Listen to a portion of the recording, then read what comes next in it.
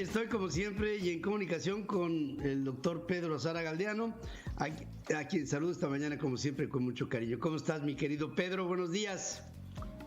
Hola Pedro, buenos días al auditorio, pues gusto en saludarlos a todos. Y hoy vamos a hablar de un tema muy interesante que es qué esperamos en el comportamiento de las vacunas con las nuevas variantes, cuál es el comportamiento que se ha estudiado hasta ahora y pues bueno, qué esperamos en este futuro próximo. Y la realidad es que pues es una respuesta muy sencilla. Recordemos que pues ahorita en el mundo llevamos desafortunadamente millones de personas que han fallecido de COVID y miles de millones de contagiados. Entonces,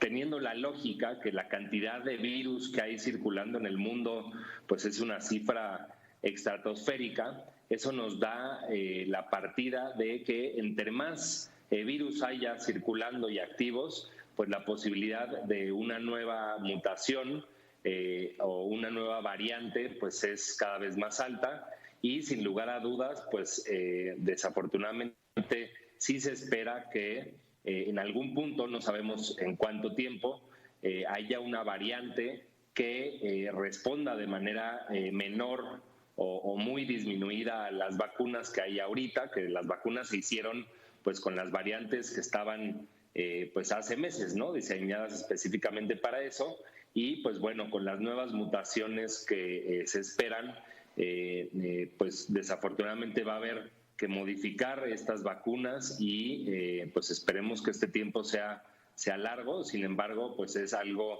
que los científicos analizamos y es inevitable.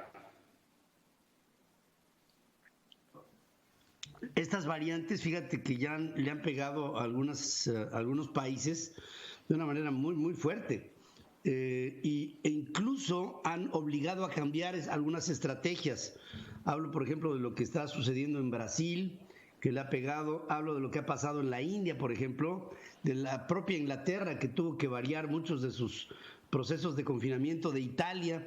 En el caso de México, yo no veo que haya una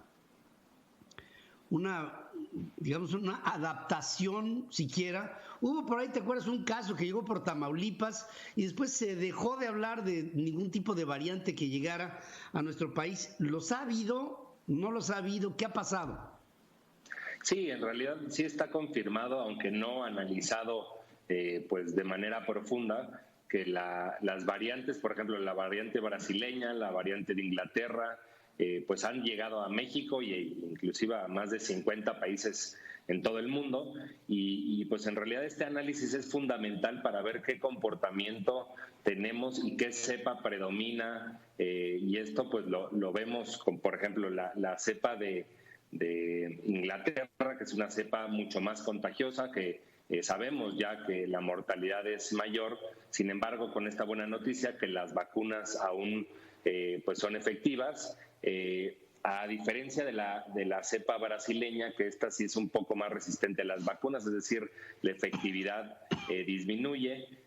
La variante sudafricana también es una variante más contagiosa y pues lo vamos a estar viendo. Esa va a ser pues el nuevo punto de análisis fundamental en países que ya tienen pues un gran porcentaje de población vacunada, ¿no? Porque en México pues todavía no podemos hablar de un porcentaje mayor y de esta protección de las vacunas, porque aún llevamos pocas dosis aplicadas, aunque se va avanzando, pero es en realidad todavía muy poco para determinar pues este cambio. Las empresas farmacéuticas están trabajando ya en el análisis de las vacunas y cómo modificarlas de acuerdo a las variantes, y esto pues va a ser una constante interminable que se va a ver durante pues este nuevo proceso y desarrollo de la pandemia, que es pues la efectividad de las vacunas en contra de las diferentes variantes, ¿no? Porque todavía no podemos hablar de una cepa nueva. Recordemos que una cepa nueva es cuando hay una modificación estructural muy grande que pues ya la catalogamos como un nuevo familiar de este virus, pero bueno, es algo que se espera y que es en realidad inevitable justo por lo que comentamos, hay tantos miles y millones de virus circulando que pues la posibilidad de una mutación importante en el virus pues es inevitable. Pedro, aclárame una cosa, ¿sigue habiendo el reflejo en encuestas de una preocupación por la saturación de los hospitales en México? Por un lado, hay las cifras oficiales del gobierno mexicano, que ya no hay ese problema, que incluso en las zonas de terapia intensiva se habla de ocupaciones ridículas, de un dígito.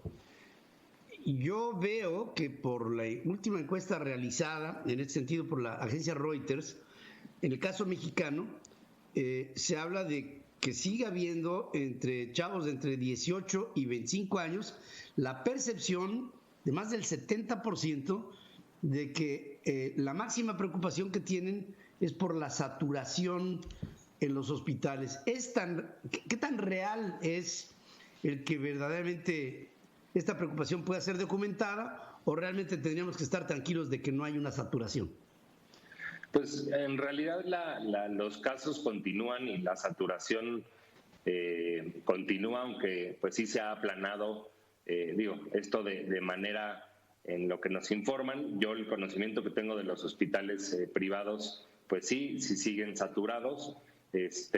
Sin embargo, pues vamos a ver también este cambio, pues conforme la población de mayor edad se vacune y pues bueno, el rezago de las personas entre 45 y 60 años pues todavía continúe sin vacunarse. Vamos a ver este cambio en la pues epidemiología de las personas que están en terapia intensiva, pero sí sigue los hospitales, por lo menos la información que yo tengo, siguen saturados, aunque no como lo vimos en el mes de enero o en el mes de diciembre, pero sí siguen saturados. Y esto es bien importante porque la métrica y esto pues es una forma muy indirecta de ver cómo vamos en la pandemia. Recordemos que pues sí se pueden saturar las terapias intensivas, pero muchas de ellas en realidad pues no tienen ni siquiera los equipos necesarios para atender a una persona de manera adecuada. Entonces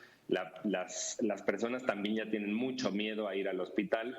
En realidad pues son muchas variables que sí hay que considerar. Sin embargo, de los hospitales que yo conozco siguen pues llenos, no como lo vimos como lo comento, en enero y diciembre, pero sí todavía siguen habiendo muchos casos. Y pues bueno, esto lo seguiremos viendo hasta que no se vacune pues un porcentaje alto de la población.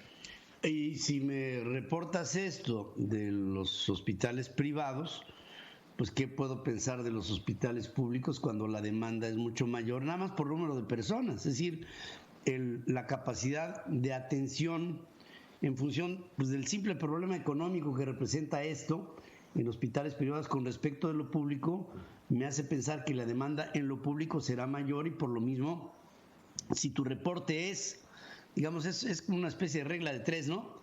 Si tu reporte es a los hospitales privados de saturación todavía, pues imagínate tú en los otros, por más que nos digan. Digo, cuando yo vi una saturación de 9% en las camas de terapia intensiva en los hospitales, pues dije, pero ¿qué están hablándome, no?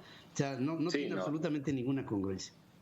Sí, ¿no? Y recordemos, esta cifra es impresionante. En el año pasado, en el reporte de la mortalidad del 2020, personas entre 45 y 60 años, se reportó un aumento del 70% en la mortalidad global a comparación del 2019. Entonces vemos en esas cifras ya macro, en realidad el impacto pues que ha tenido la pandemia, que las cifras que nosotros o que nos manejan pues son totalmente falsas, ¿no? Son mucho mayores y pues bueno, ahorita desafortunadamente por cuestiones políticas pues se van a manejar todavía esta información pues de una manera subestimada. Bien, querido tocayo, gracias como siempre, y ahí está, como siempre, el doctor Pedro Azuara Galdeano para servirles, y te mandan muchos saludos dentro de nuestros chats con las redes sociales en centralfmonline.com y te dan la bienvenida, querido Pedro. Te agradezco, te mando un abrazo. Muchas gracias Pedro, y saludos al auditorio y a seguirse cuidando. Gracias.